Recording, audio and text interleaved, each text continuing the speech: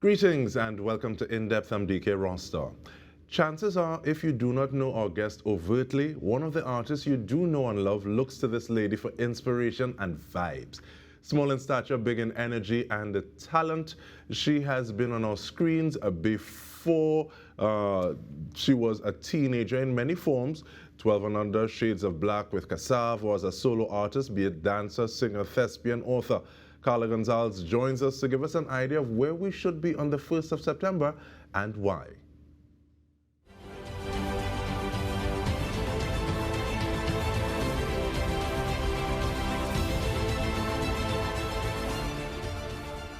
Welcome and thank you for sharing some time with us, Karla. Now, you have been on stage a long time. I mean, you win 12 and Under. Describe the process of moving from hobby to career, thank you, in the arts. Good. Thanks. And you said that long time, like it's long boy. Just a little bit. um, it was more of a love. It was a love at first step. So for want of a better phrase. Um, and it was just a progressive situation with me. Once I started dancing, I discovered I'm in love, and there's nothing else better than that. So it didn't take much to switch or to recognize the reality of my absolute and unconditional love of dance. Um, that then progressed to musical theater and then television because they always wanted a, a, somebody who could pass as a child because of short. And they wanted somebody who could dance, sing, and act. And I fit the bill. It's in the theatrical world. It's called a triple threat. And yeah, things just progressed from there on. So, Miss Triple Threat, now there's some songs that I can pick up your vocal supporting in the background, be it a Shadow, Valentino, etc., etc., etc. Is it hard to go in between the main person or the main voice to support in a project? What was it kind of mind space you're in doing something like that? I always look at all of it as a project. Um, and the most important thing to know is your place. So if you know that you've been hired as a support, that's what you're supposed to do. Don't overstep your bounds. And that's one of the things I always pay attention to. Or sometimes if I have a suggestion, I might say, hey, no, I'm thinking about something. Or I could suggest something. And if they feel it, I just say, okay, cool. And I sit back, But other than that, if you tell me, Carla, you running points on this, then I run points. And if you literally tell me that, know that I'm carrying you across the finish line. If I'm just supposed to be supporting, I lock in arms with everybody else, and we going through, and all of us going through together. I like that is one of the most important places, one of the most important things to know is your place. And I think that goes both ways. One, when you're supposed to be supporting, and one, when you say, no, man, this is I'm in front here, I'm on point. But in terms of those artistic expressions and the triple threat and everything else that we're doing, what is your favorite artistic expression? Because you started off saying, okay, well, dance and love at first step. But is that what is that what you still think of as that favorite artistic expression? It doesn't necessarily have to be current, but through the span of what it is you have been dealing with. Dance was, is, and forever will be my first and foremost love. I mean, acting happened because at the time I was dancing with Lisa Funk Dance Company under the direction of Joie, and she suggested that we all audition for all of the musical theatrical productions that were happening at that time. And they they needed somebody small to play a duet and an imp and a little child. And had to sing some songs. So I was like, all right, cool. I could I could sing. I guess I could ask tell me what you want me to say, or how give me a direction and I follow directions exactly as you give it to me. But dance has and will forever be my first love. And looking at the landscape, do you think that the landscape of the performance artist has changed from that first love to now? From just this is just your perspective. Yeah, it's changed a lot. From what I see, dance is still alive and well, but back in the day when I used to do it, there was a lot more reverence, a lot more respect, a lot more happening in the dance world. There is don't get me wrong, there is still a lot happening, but whereas you would say there's a fest happening or any type of event happening, before, dance was always an integral part of it. Now sometimes you have to be somebody like me who would say, okay, so what about the dance? What about having it? What about doing whatever you're doing with dance in it? So it's changed over the years, but dance is still alive and well. And with that in mind, do you see the process of someone saying, okay, not a problem, and you have my blessing? This is for someone telling the parent or the guardian, I want to dance, and this is what I want my career to be. With that reverence, you're saying shifting a little bit. Do you see that as something that is possible, that is happening anecdotally or from what you see? Regrettably, not necessarily here at home. It would be nice. It would really be nice if dancers were able to have dance as our bread and butter, as our sole bread and butter, or even more dance. Let me put it that way, more dance. Have it as our bread and butter. But a lot of these times, when you get to a certain level, in order to achieve more and to do more, most dancers then need to say, all right, Olive, it was nice, peace, and fly out, you know. So we have some incredible dancers who live abroad. Like I came up under people like Natalie Rogers, who living in the States, Jeffrey Carter. He's in, I think he's in either Paris or Norway. David Bayer. David Bayer is in Norway. Um, Richard Leslie. Richard Leslie and I competed against each other in 12 and under. And Richard is in Norway too. There are other options, because if you want to say that you want to be a professional dancer, you can forge your way, but most times it is off island. Okay, and with that said, hindsight could be a witch. Is there anything that you would do differently looking back? I would dance harder.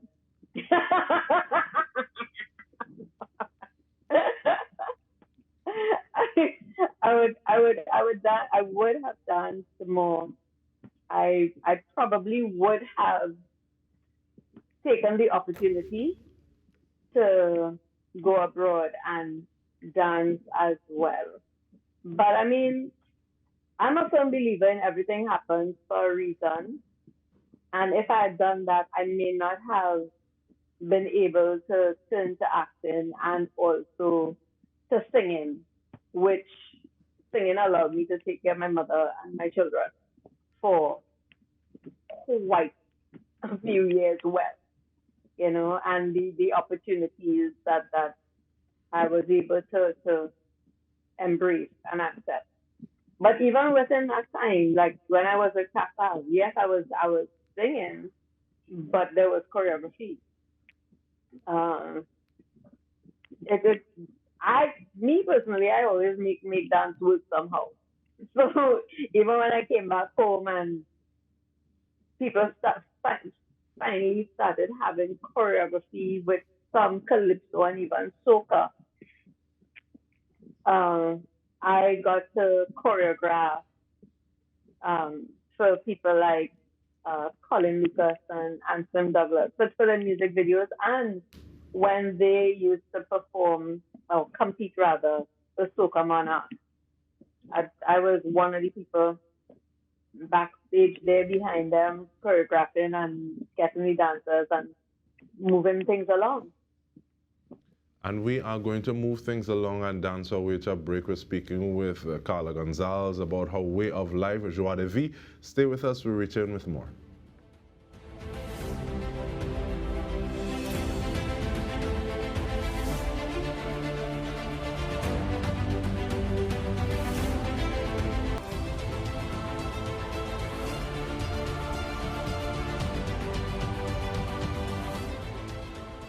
Welcome back. We are speaking, I can't even say triple threat because it's so much more, but we're speaking with Karla Gonzales.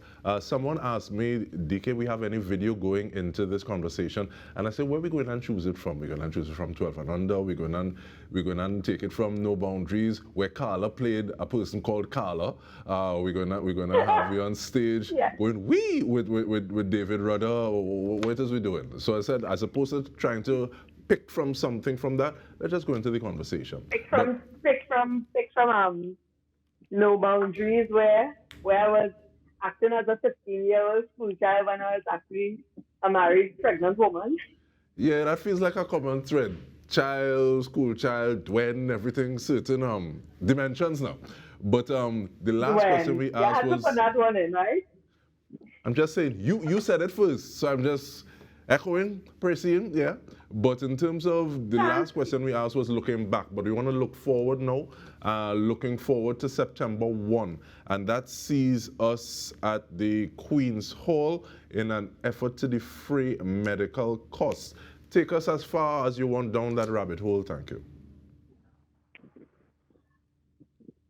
During my very last dance production that I was a part of, I had a partial hip dislocation.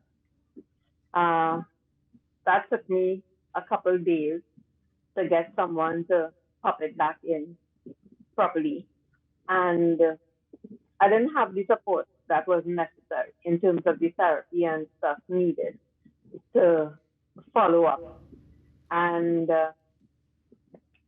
for the love of dance, because as I tell you, I'm in love with dance no matter what, I continued dancing on my injured hip.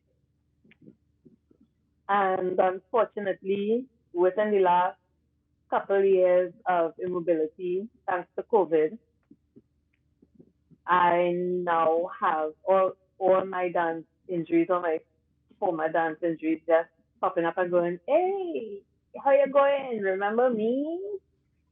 So that includes my hip, my back, my foot, knees, ankle, everything. But at this point in time, I literally have to replace my hip. And you spoke about not having the support at that point in time, but on the first, there are individuals who are supporting you in this venture, sharing the stage or sharing the info. Who are some of those persons, and what does it mean to have their support at this point in time?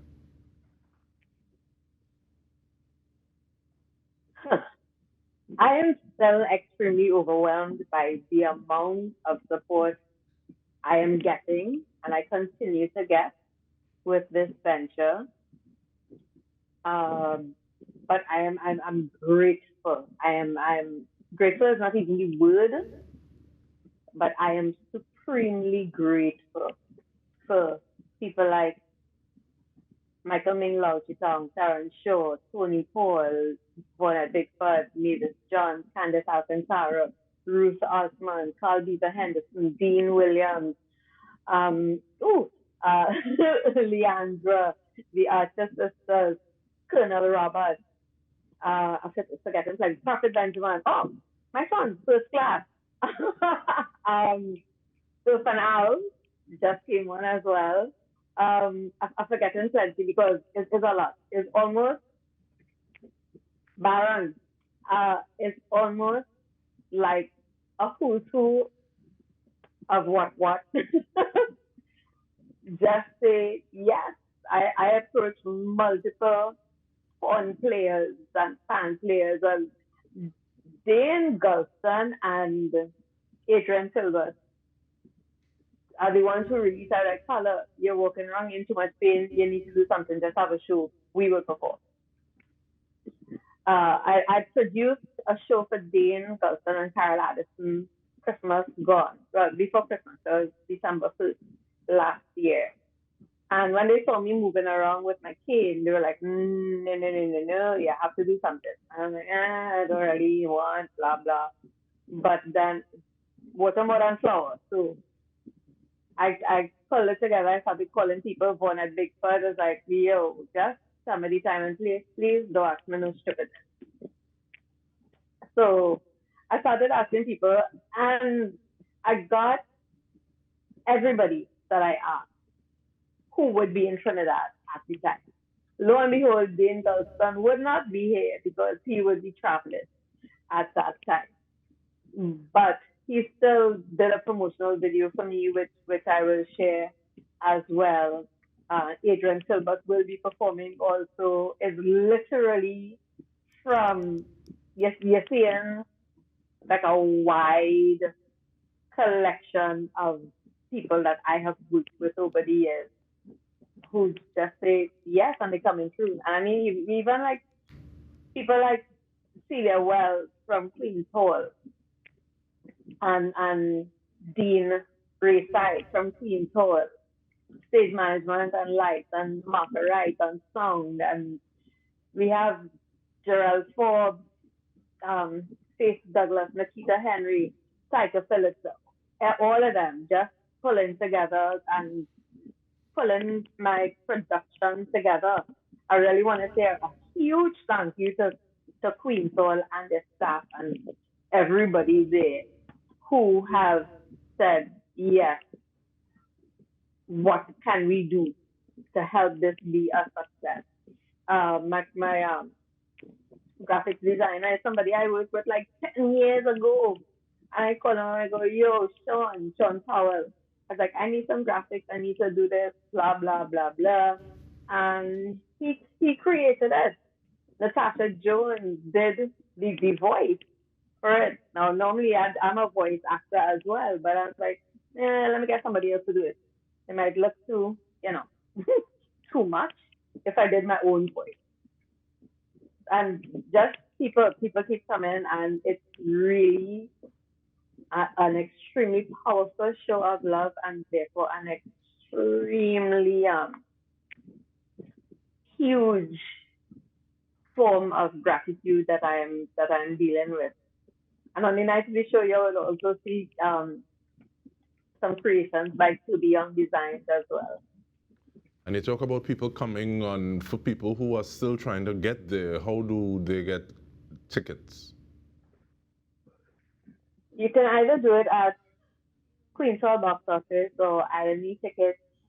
Or somebody once told me that I was speaking too quickly when I was given this information. So Queen's Hall box office, islandetickets.com, Kenny's Sport in through West Mall, Trinity Mall, and I think for the Spain, Mars Liquor Palace.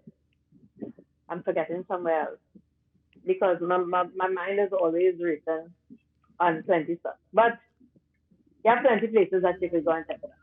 Plenty places, plenty love, plenty vibe. And we want to thank you, Karla Gonzales, for taking your adversity, turning it into this kind of sweetness. I mean, Vaughan at Bigfoot, Charmin Ford, Three Canal, Terran Show, First Class, others on the same stage in honor of your way of life. Your Joie de Vie is happening on September 1 at Queen's Hall. Thank you very much for sharing some time with us. And this has been In Depth with me, Dike Rostant, on behalf of the entire TTT News team. Thank you so much for joining us.